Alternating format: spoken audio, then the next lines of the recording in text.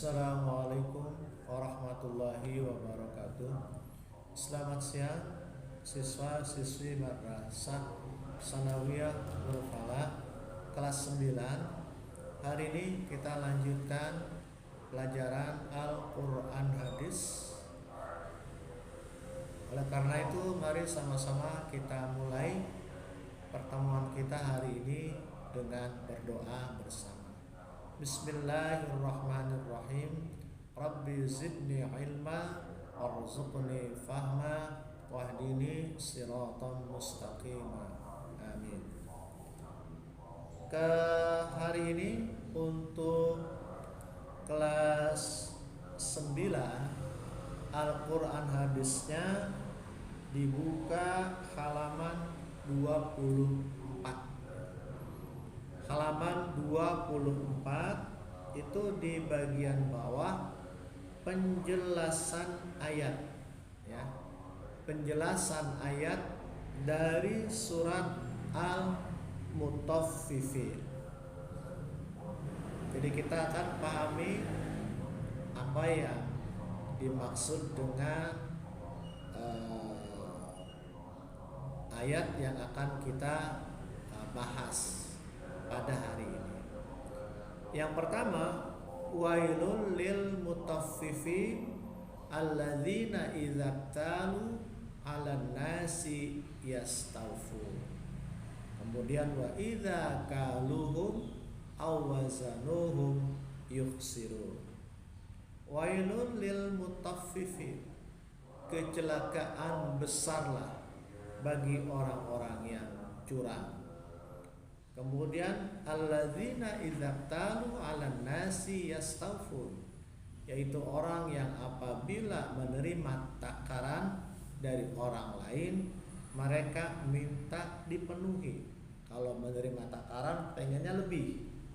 Kemudian wa idza kaluhum aw wazanuhum yukhsirun, dan apabila mereka menakar atau menimbang untuk orang lain, yukhsirun, mereka mengurangi. Itu terjemahnya. Sekarang bagaimana penjelasan ayatnya? Wailun lil mutaffifin. Ada kata wailun. Wailun artinya kebinasaan, bisa kehancuran, kebinasaan atau kehancuran, atau kata yang dipergunakan untuk mengancam orang-orang yang berbuat kedustaan kepada Allah, yaitu neraka jahanam. Itu kata wailun, kebinasaan, kecelakaan. Kemudian al-mutaffifin. Al-mutaffifin artinya orang-orang yang curang. Nah, ancaman keras ini, kecelakaan besar, kebinasaan bagi orang-orang yang curang. Ancaman ini adalah bagi orang yang sering mengurangi harta orang lain pada saat dia menimbang, ya. Jadi kalau ada bisnis, terkadang ada orang yang curang menimbang, ya.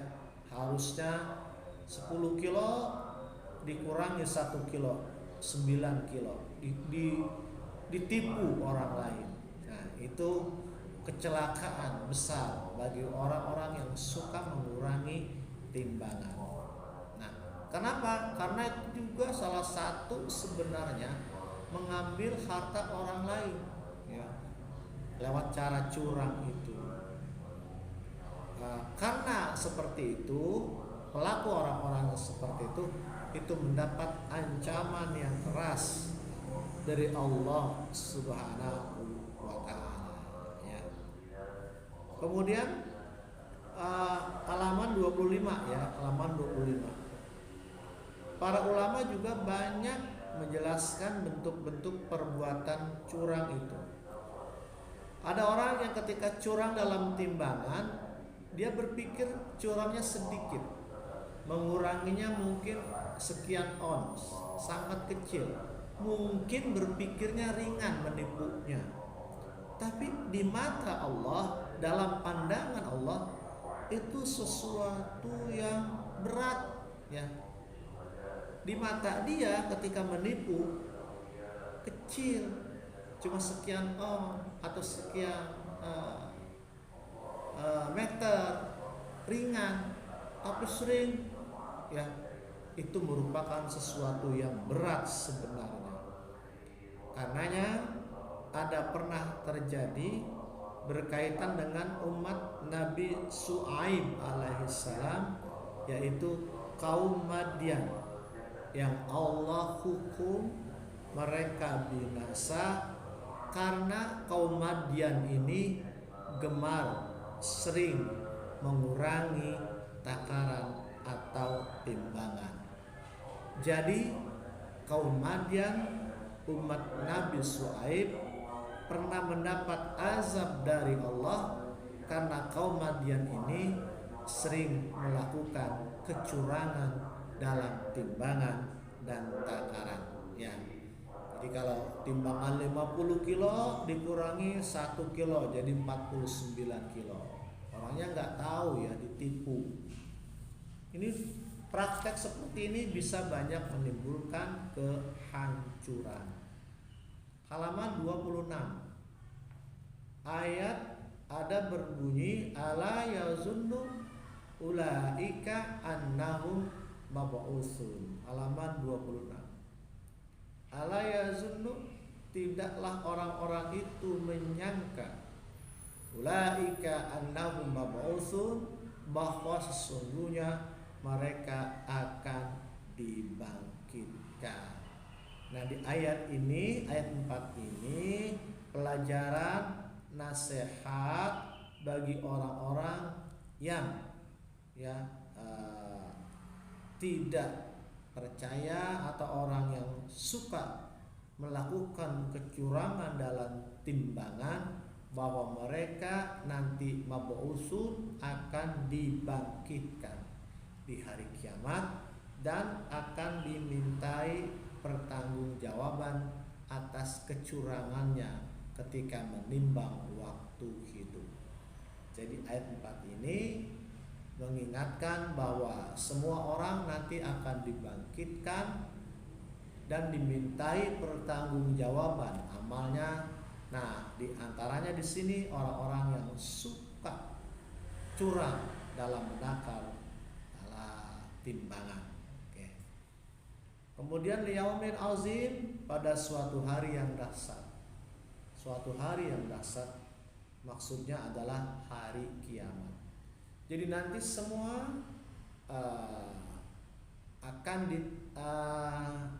kita akan menghadapi pertanggungjawaban amal kita di hadapan Allah. Liyaumin azim, kapan itu? Hari yang dahsyat, yaitu hari kiamat. Yauma yaqumun nasu lirabbil alamin. Pada hari itu ketika manusia bangkit menghadap Tuhan seluruh alam. Jadi nanti semua dibangkitkan dari alam kubur, maksudnya juga dari alam barzakh. Kemudian itu terjadi di hari kiamat dan semua orang akan dimintai pertanggungjawaban, berdiri di hadapan Allah di padang mahsyar, termasuk orang-orang yang curang dalam timbangan. Saat itu matahari jaraknya sangat dekat, kurang lebih 1 mil. Sekarang matahari terlihat kecil, itu karena jauh. Sebenarnya dia sangat besar sekali. Salah satu tata surya terbesar kita adalah matahari. Besar sekali dia, karena jauh terlihat kecil. Nanti di hari kiamat matahari jaraknya sangat dekat dengan kita. Karena sangat dekat, maka saat itu panasnya luar biasa. Itu akan terjadi di padang mahsyar. Jadi orang-orang yang curang itu akan mendapatkan kecelakaan yang besar, kecelakaan yang besar, kebinasaan yang besar, yaitu orang-orang yang curang dalam timbangan. Berikutnya ayat 7. Kalla inna kitabal fujari lafi sijjin. Sekali-kali tidak. Sesungguhnya catatan orang-orang yang durhaka itu benar-benar tersimpan dalam sijil. Jadi catatan orang yang melakukan amal keburukan, maksiat, kekufuran itu tercatat dalam sebuah catatan namanya sijil. Jadi sijil ini kumpulan catatan amal-amal buruk manusia. Semua amal buruk manusia tersimpan di dalam sijil.